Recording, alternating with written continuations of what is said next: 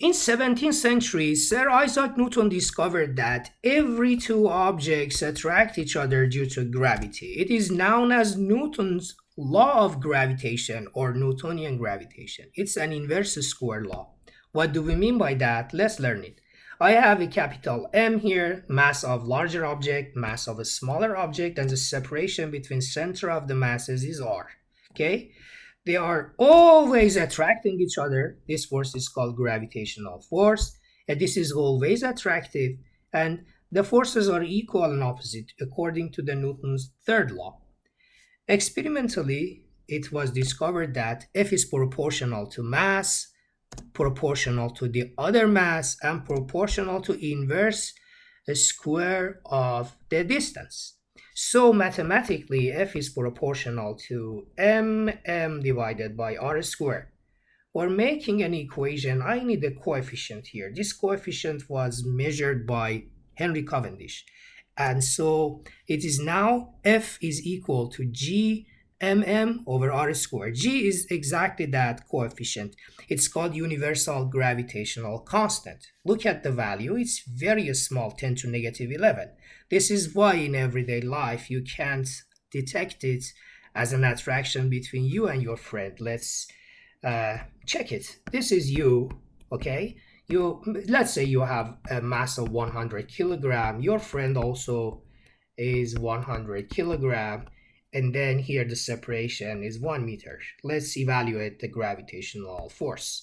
The gravitational force is the same for both of you, but it's going to be 6.6 almost 10 to negative 11 times 100 your mass times 100 your friend's mass and divided by 1 over 1 to the power of 2. Normally F is almost 6.6, 10 to negative 7 Newton. So it's very small. This is why in your everyday life, you never can detect it. The only gravitational force you may feel is just the gravitational force of the Earth, which is called weight. Effect of distance. I separate the objects more and more, so the force will dramatically drop. Let's say R is doubled. So the force is going to be a quarter of the previous value. You see that the effect of distance is very high, and the more the separation, the less the force. How can we escape from gravity? It's almost impossible, but when the objects are getting really, really separated, basically the force is negligible, so we cannot detect it. This is why we sometimes say the object escaped from gravity. It cannot escape actually, but it's very small to be detected, so it's negligible. The effect of mass. As you see, the force is proportional to mass. So if I double this mass, the force immediately is doubled. Let's triple the other mass. So the force is going to be multiplied by 6. This is the effect of mass. The last thing you may learn is gravitational acceleration. I expose this mass to the gravitational force of the Earth. What happens? Basically, it's acted by a gravitational force like F, and so it's accelerating. The acceleration according to the Newton's second law is F divided by m.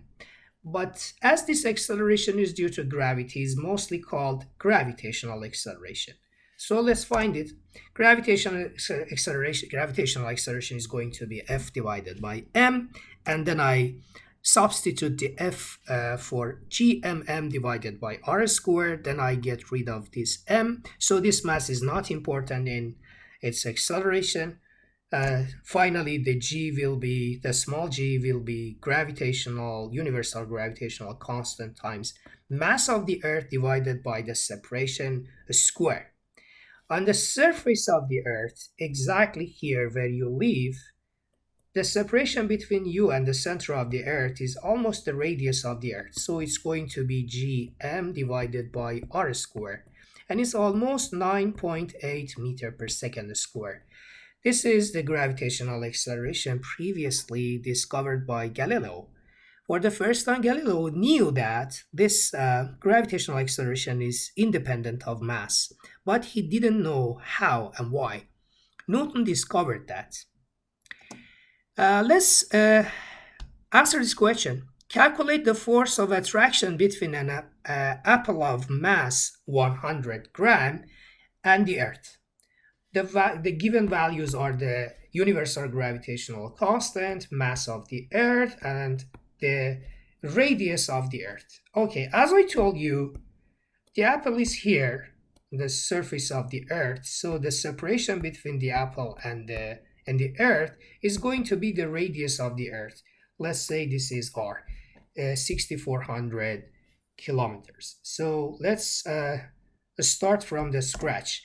GMM divided by r squared. Then I plug in the values.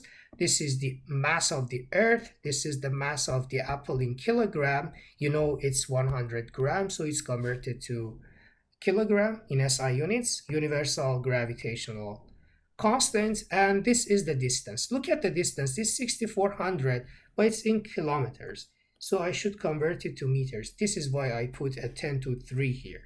If you evaluate the force, it's almost 0.98 Newton. The weight of the apple at the surface of the Earth. Thank you for watching this video and thank you for your attention. Take care. See you.